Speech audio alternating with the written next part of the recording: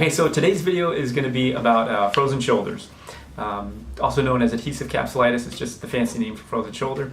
And what it is when your the ball and socket of your shoulder joint, it has a capsule around it, and it's when that capsule gets thick and tight around the shoulder joint. So what happens then is when you try to move the shoulder, it hurts. So especially with overhead motion, reaching behind your back, reaching behind your head, it can cause a lot of pain and discomfort.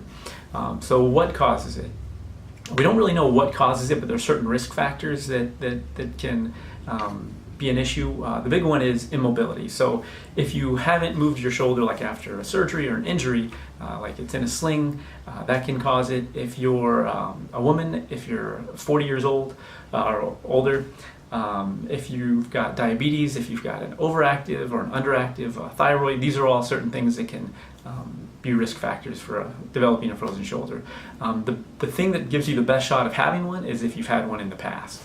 So that's usually the biggest risk factor. Why it develops so, we don't really know. Why some people get them versus other folks.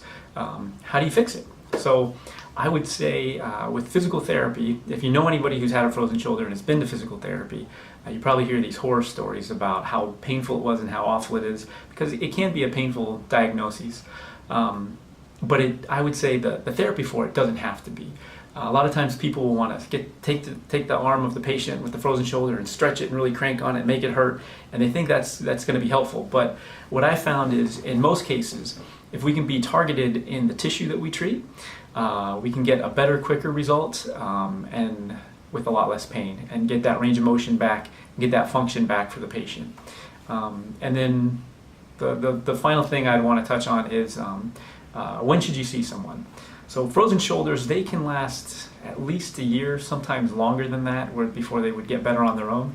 So if you're starting to have pain in your shoulder, it could be a number of different things, but if you're having pain with your shoulder, pain moving your shoulder, I would go see your physical therapist, go see your doctor, have them take a look at it for you and get it checked out.